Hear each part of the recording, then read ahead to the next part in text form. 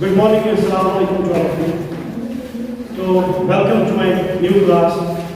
आज जो हमारा टॉपिक है वो है एक्चुअली इकोसिस्टम के बारे में। जैसे कि बहुत सारे बच्चों ने मुझे मैसेज की थी, सर जेनेटिक्स के लेक्चर्स बहुत सारे हुए, तो अब हम स्टार्ट करते हैं इकोलॉजी के जो कुछ topics.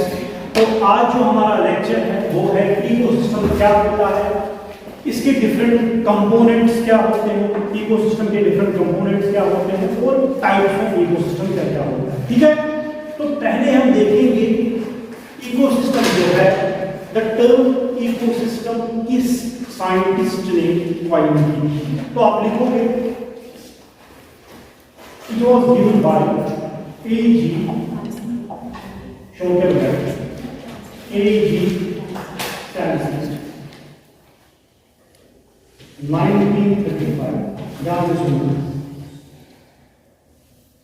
Term ecosystem was given by A.G. Stanley। उसने कैसे डिफाइन किया? He defined it as a system regarding the interaction of living and non-living components। और I can say like that, जो इकोसिस्टम है, it is the, I can say, the functional unit in which the living organisms interact with each other। जहां पे living organisms, that means biotic और abiotic components, वो interact करेंगे। ध्यान से सुनना। तो यहां पे हम लिखेंगे दोनों, biotic और abiotic,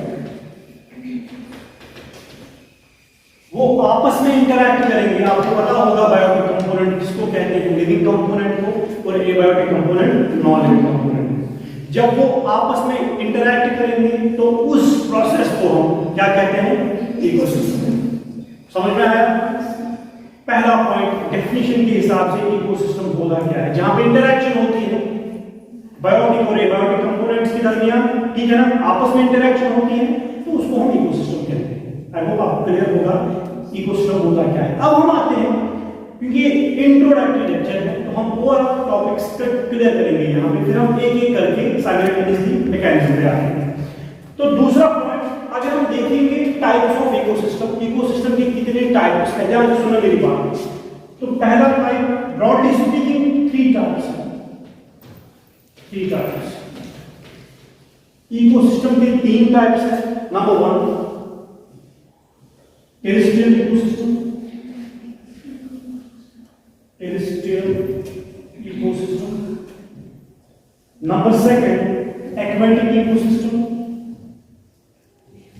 aquatic ecosystem. And number 3, it's man made ecosystem. I want everybody to keep keen attention towards it because lot of questions to be asked in the competitive exams। ये आपको लगता है आसान, but it's not like that। Terrestrial ecosystem में आपको पता ही है वो इकोसिस्टम जो कहाँ पे होगा, जो कहाँ पे डेवलप होगा, लैंड पे, उसको हम टेरेस्ट्रियल इकोसिस्टम कहते हैं।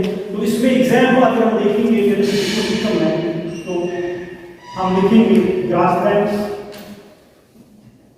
हम लिखेंगे फॉरेस्ट्स एंड सो। एग्जाम्पल में कह रहा हूं, टेरेस्ट्रियल इकोसिस्टम में ग्रासलैंड आएगा, फॉरेस्ट इकोसिस्टम आएगा।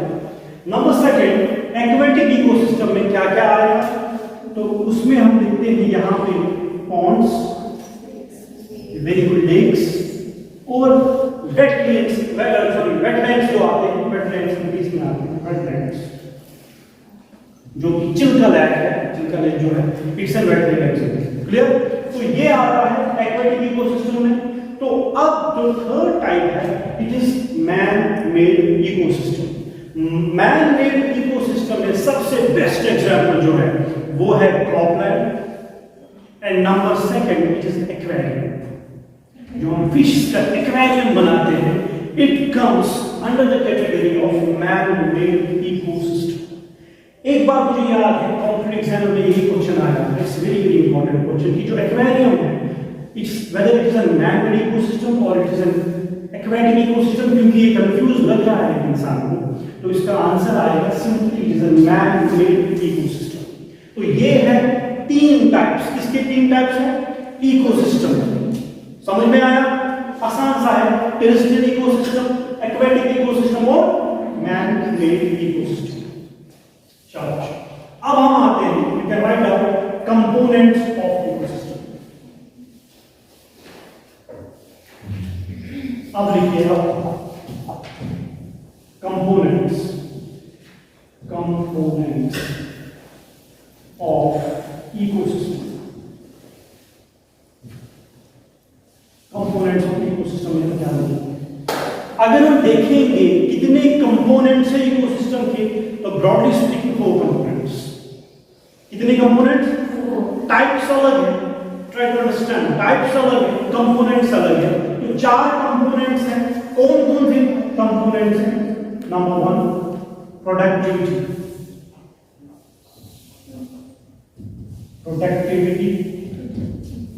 Number 1। Number second, it's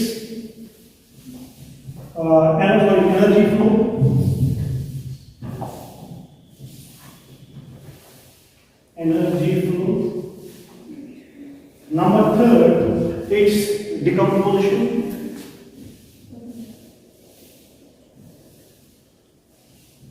And number 4, it's nutrient cycling.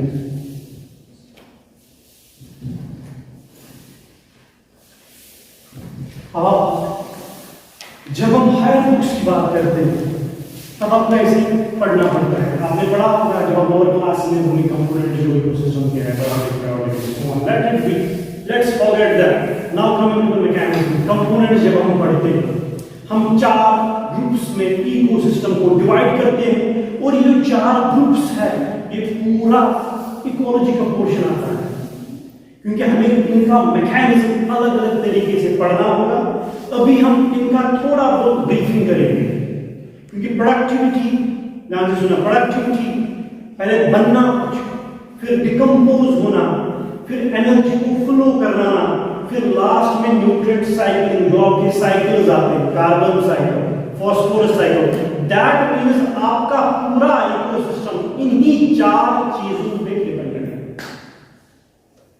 समझ में आया? पहले कुछ प्लांट्स बनाएंगे, डेफिनेटली बनाएंगे कुछ, जब वो बनाएंगे उसके बाद एक्ट करेंगे डिकम्पोजर्स, वो डिकम्पोजिशन करेंगे।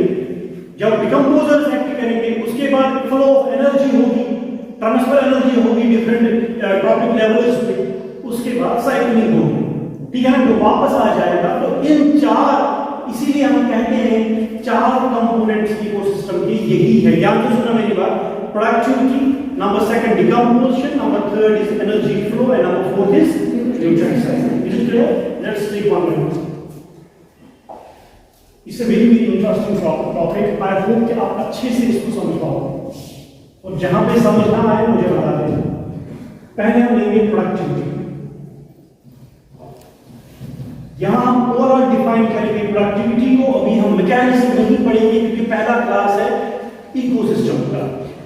प्रोडक्टिविटी डिफाइन करने से पहले आपको पता होना चाहिए व्हाट इज प्राइमरी प्रोडक्टिविटी। ध्यान से सुनना मेरी बात, इसको हम यहां पे ही रखते हैं। मैं यहां पे लाइन ड्रा करता हूं, तो मैं लिखूंगा यहां पे प्राइमरी प्रोडक्टिविटी, क्योंकि जब हमें पता होगा प्राइमरी प्रोडक्टिविटी किसको कहते हैं, तब जाके हम प्रोडक्टिविटी निकाल सकते हैं। प्राइमरी प्रोडक्टिविटी मींस कितना, पहले समझने की कोशिश करना, how much amount of biomass, how much amount of organic matter is produced। ध्यान से सुनना, मैं लिखूंगा यहां पे कितना amount of biomass। बायोमास क्या होता है, कितना ऑर्गेनिक मैटर प्रोड्यूस होता है। प्रोड्यूस कौन करेगा? प्लांट्स, ऑब्वियसली प्लांट्स प्रोड्यूस करेंगे। प्लांट्स, कितना बायोमास बनेगा per unit area, is very very important. Per unit area, per unit area आप बताओगे, आप बता दोगे कि हमने कितना क्रॉप उगाया है, लेकिन कितने एरिया में, दैट्स वेरी इंपॉर्टेंट। 1 कनाल में, 2 कनाल में, 5 कनाल में, that's very important. Per unit area over time, कितने टाइम पे, दैट्स इंपॉर्टेंट। कितने टाइम पे, कितने एरिया पे आपने ऑर्गेनिक मैटर और बायोमास ग्रो किया, ठीक है ना। कि बाय प्लांट्स ड्यूरिंग फोटोसिंथेसिस। सही है, जब फोटोसिंथेसिस होगी तब जाके ऑर्गेनिक मैटर बनेगा कि नहीं बनेगा? Are you getting my point? Understanding? Primary productivity, primary productivity means amount of organic matter. आपको यही नहीं याद होना चाहिए दिमाग में। अगर आप एक बार समझे, आप अपने लैंग्वेज में लिख सकते हो एग्जाम्स में। कितना ऑर्गेनिक मैटर प्रोड्यूस करेगा प्लांट जब वो फोटोसिंथेसाइज करेगा, लेकिन कितने एरिया में, per unit area, over time, कितने टाइम में, उसको हम क्या कहेंगे? Primary productivity, primary productivity. और ये जो प्राइमरी प्रोडक्टिविटी है, ये हम किस में एक्सप्रेस करते हैं? इन यूनिट्स में। It's expressed in weight, that means grams, और एनर्जी में kilo calories per meter square. या आपको याद रखना है प्राइमरी प्रोडक्टिविटी किसको हम कहते हैं। अब then what is productivity? If this is a primary productivity, what is productivity? Productivity is the rate of production of biomass. किस रेट पे ऑर्गेनिक मैटर बनता है प्लांट में, किस रेट पे? क्योंकि ब्लड प्रोडक्शन क्या होता है? कितना बनता है, अमाउंट। और अब प्रोडक्टिविटी क्या होता है? हम लिखेंगे यहां पे रेट ऑफ, शाबाश, production. Very good. Rate of production of biomass, or we can say that organic matter. किस रेट पे बनता है उसको प्रोडक्टिविटी कहते हैं। आई होप आपको ये डिफरेंस समझ में आई होगी। What is primary productivity and what is productivity? समझ में आया? अब ये जो प्रोडक्टिविटी है, जिसको हम डिवाइड करते हैं दो टाइप्स में। मैं आपको यहां पे ब्रीफिंग करता हूं सिंपली, क्योंकि ये पहला टॉपिक है इकोसिस्टम का, पहला टॉपिक है इकोलॉजी का। तो यहां पे प्रोडक्टिविटी जो है, इट्स ऑफ टू टाइप्स। या कई बार बुक्स ये भी लिखते हैं जो प्राइमरी प्रोडक्टिविटी है वो दो टाइप्स के हैं। Number one, gross primary productivity, and number second, net primary productivity. तो हम यहां पे अवॉइड कंफ्यूजन, आप लिखोगे primary productivity is of how many types? Two types. आप लिख के रहो। प्रोडक्टिविटी का जो क्वेश्चन है वो डेफिनेटली एग्जाम्स में आता है, डेफिनेटली कम्स इन एग्जाम्स। तो प्राइमरी प्रोडक्टिविटी के दो टाइप से, एक तो ग्रॉस हुआ, एक तो नेट हुआ। मैं आपको सिंपल तरीके से समझाता हूं। ग्रॉस का क्या मतलब हुआ, नेट का क्या मतलब हुआ। ग्रॉस मींस, देखो, gross means total, gross means total. हम क्या कहते हैं, प्राइमरी प्रोडक्टिविटी क्या होती है? कितना बनाएगा। सपोज हमारे प्लांट ने 100 टन बनाया या 1000 टन ऑर्गेनिक मैटर बनाया है, उसको हम कहते हैं ग्रॉस। टोटल कितना बनता है बायोमास प्लांट में, हमें वहां पे एरिया देखना ही नहीं है, क्योंकि वो तो आता है प्राइमरी प्रोडक्टिविटी में। Hello, are you getting my point? मेरी तरफ से है सब लोग? Very very important. That means total कितना ऑर्गेनिक मैटर बनता है, टोटल कितना बायोमास बनता है, उसको हम कहते हैं ग्रॉस। क्लियर? अब जब आप समझना मेरी बात, ध्यान से सुनना। अब जब प्लांट में ऑर्गेनिक मैटर बन गया, organic matter is formed, plant को चाहिए ना उस फूड में अपने लिए भी कुछ चाहिए ना, रेस्पिरेशन के लिए कुछ चाहिए, कुछ ग्रोथ करने के लिए कुछ चाहिए। Are you getting my point? Plant food बनाएगा, हम भी खाएंगे, लेकिन प्लांट को अपने मेटाबॉलिज्म के लिए कुछ चाहिए ना। Are you getting my point? समझ आ रहा? दैट मींस जो नेट प्राइमरी प्रोडक्टिविटी है वो हम कैसे कैलकुलेट करेंगे? Gross primary productivity minus R. अब ये सर आर क्या है? रेस्पिरेशन।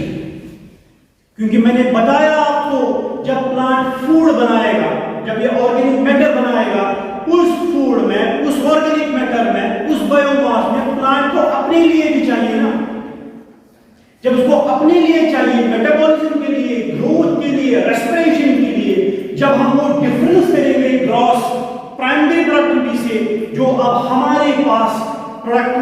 बचता है उसको हम कहते हैं net primary productivity. Let me give an example. मुझे सैलरी आती है 50,000 पर मंथ।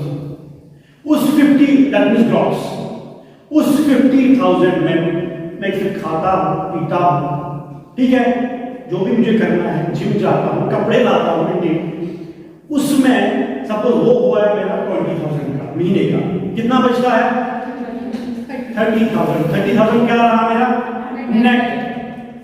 और नेगेटिव में ग्रॉस है 50, लेकिन नेट मेरे पास क्या बचता है फिर 30,000। इसी तरह से प्लांट्स का भी मैकेनिज्म है।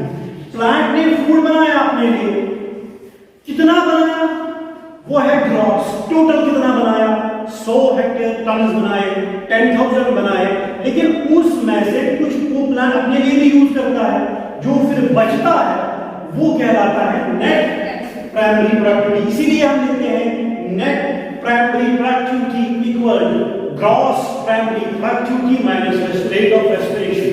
दैट मींस आर मींस जो वो फूड अपने लिए यूज करता है। तो हम डिफरेंस करते हैं, हमें फॉर्मूला आती है एनपीवी। ये दो क्लियर है एवरीबॉडी? अब हम देखेंगे ये जो प्राइमरी प्रोडक्टिविटी का मसला है, इसके साथ एक टर्म जुड़ी है, व्हाट इज सेकेंडरी प्रोडक्टिविटी।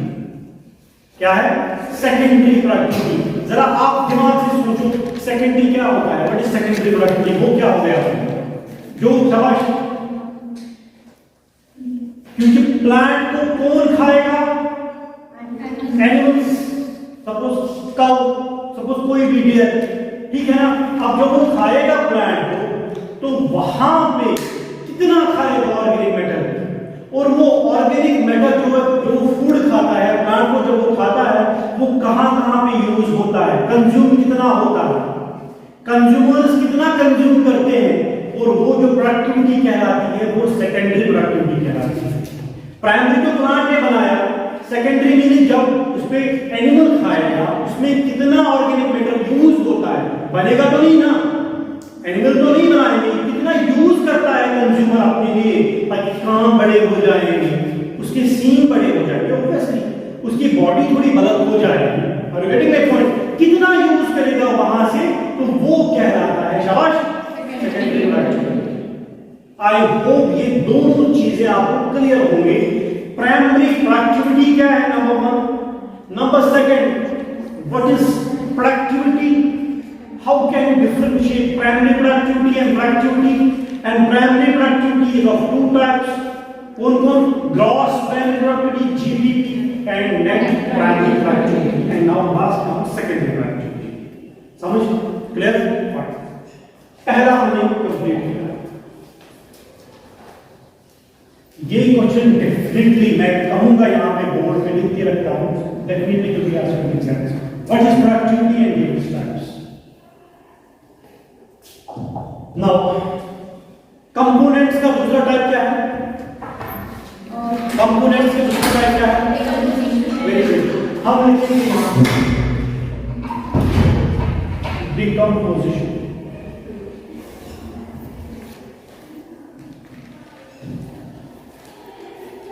ध्यान से सुनो मेरी बात।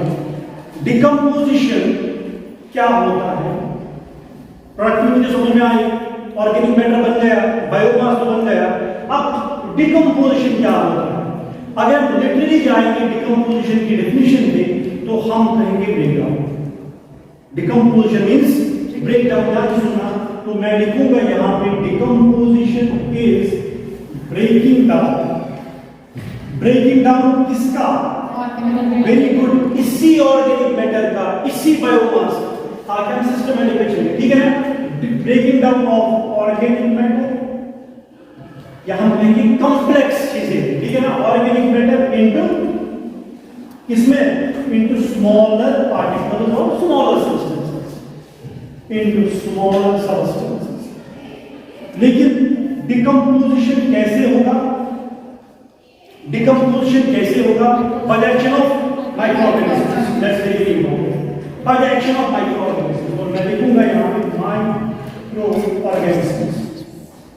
It's very important.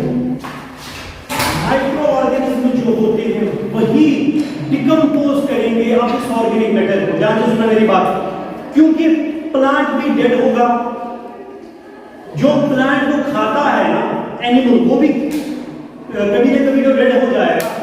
जब वो मर जाएंगे उस पर डिकम्पोजर एक्ट करेंगे। आप ध्यान से सुना मेरी बात। डिकम्पोजर जो माइक्रो ऑर्गेनिज्म होते हैं वो होते कहां पे? एक तो वो सरफेस ऑफ सॉइल के ऊपर भी होते हैं और below the surface of soil भी होते हैं।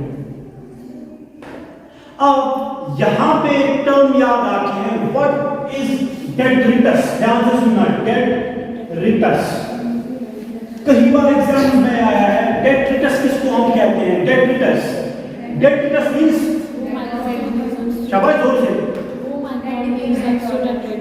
डेट्रिटस मींस सपोज हम कहेंगे जो पत्ता गिरता है ना जमीन पे, उसको भी हम डेट्रिटस कहते हैं। हाँ, फ्रेशली फॉलन सब्सटेंस और लीव्स, उसको हम डेट्रिटस कहते हैं। और डेट्रिटिवोरस किसको कहते हैं? जो उस पे एक्ट करते हैं, डिकम्पोजर्स ना, डिकम्पोजर्स, उनको हम डेट्रिटिवोरस भी कहते हैं। तो कहने का मतलब ये है कि डिकम्पोजिशन है, अब हम इसको डिवाइड करते हैं डिफरेंट कंपोनेंट्स में। डिकम्पोजिशन प्रोसेस जो होती है वो डिफरेंट कंपोनेंट्स में होती है। तो किन किन कंपोनेंट्स में होती है ध्यान से सुनने की बात। Point number 1, fragmentation. ध्यान से सुनना, it's very very important. Process of decomposition लिख के रखो, एग्जाम में क्वेश्चन आता है। पहला फ्रैगमेंटेशन, दूसरा leaching, number 3 catabolism,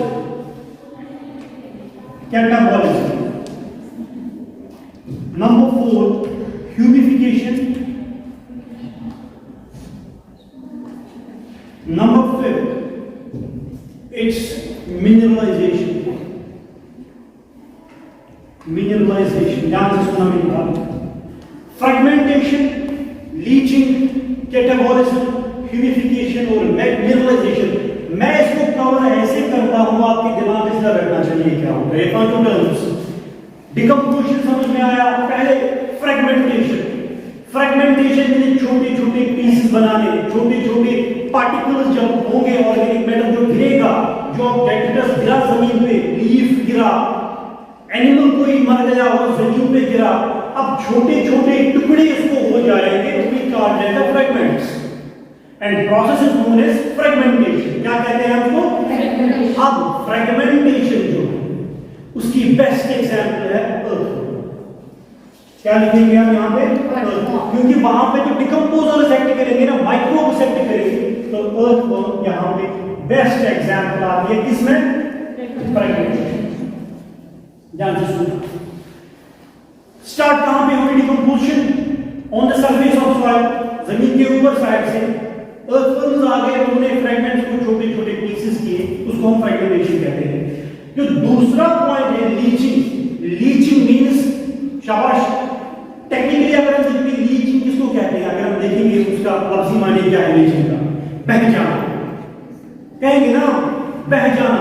that means जो fragment below of surface soil में चला जाए उसको हम लीचिंग कहते हैं। अब कैसे बहेगा वो? रेन पड़ गया, बारिश आ गई, वो below the surface of soil में चला गया, तो उस प्रोसेस को हम क्या कहते हैं? लीचिंग। वो जमीन के बिल्कुल नीचे साइड में चला गया। Number 3 is catabolism. ध्यान से सुनना, कैटाबॉलिज्म क्या होता है? आपने पढ़ा होगा what is anabolism, what is catabolism. Catabolism क्या होता है? शाबाश, ब्रेक डाउन। अब यहां पे कंफ्यूजन अराइज होता है, sir then what is difference between catabolism and fragmentation? यहां भी ब्रेकिंग होती है, यहां भी ब्रेकिंग होती है, लेकिन कैटाबॉलिज्म में क्या होता है? जो पार्टिकल्स टूटते हैं, जो बड़े बड़े पार्टिकल्स टूटते हैं, वो कहां पे टूटते हैं? Below the surface of soil, below, क्योंकि वहां पे भी क्या होते हैं? Micro organism below the surface of soil. मैंने पहले ही बताया आपको, microbes decomposers surface of soil के ऊपर भी होते हैं, नीचे भी माइक्रोब्स कीड़े होते हैं ना जमीन के नीचे भी। और relative point, catabolism means breaking down of large fragments into smaller particles. तो लेकिन वहां पे कैटाबॉलिज्म में कैटाबॉलिज्म कहां पे होता है? Below the surface of soil. 3 type. Fourth type is humification. Humification means formation of humus, formation of, आपको सबको पता ही है ह्यूमस जो होती है it is the fertile part of soil. क्या है? Fertile part of soil. मैं कम ही पढ़ाऊंगा लेकिन ध्यान से सुनना मेरी बात। हम पढ़ रहे हैं स्टेप्स किसके? डिकम्पोजिशन के, fragmentation, leaching, metabolism. Humus means जब ह्यूमस बन जाएगा, जब पार्टिकल्स ब्रेक होंगे, उनके माइक्रोबियल एक्शन होगी। ध्यान से सुनना, ये जो माइक्रोब्स होते हैं ना, ये कुछ एंजाइम्स रिलीज करते हैं ताकि जो सॉइल बन जाती है, जो ऑर्गेनिक मैटर ब्रेक होता है, वो फाइन पार्टिकल के बन जाती है। इसीलिए जो फर्टाइल पार्ट होता है उसको हम ह्यूमस कहते हैं। कहते हैं ना, fertile part of soil is called humus, और process is known as humification. और जब ये सॉइल फिर कन्वर्ट, इसके साथ मिनरल्स ऐड होते हैं, when number of minerals are added, because soil में already minerals present होंगे, when they add with this humus, this process is known as mineralization। ये है different processes in case of decomposition। ध्यान से सुनना, दो टाइप्स हमने डिस्कस किए हुए कंपोनेंट्स में। सबसे पहला productivity, number second is decomposition. तो प्रोसेस ऑफ डिकम्पोजिशन में कितने टाइप्स आते हैं? 5। पहला फ्रेगमेंटेशन, दूसरा leaching, number third catabolism, number 4 and last is mineralization. I think इतना ही हम आज का टॉपिक यहीं पे कंक्लूड करेंगे।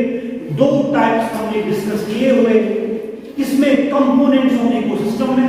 तो जो नेक्स्ट वीडियो आएगा ऑब्वियसली उसके और 2 टाइप्स हम डिस्कस करेंगे, वो होगा energy flow and nutrient cycle. Clear? So that's all about today's lecture. Okay?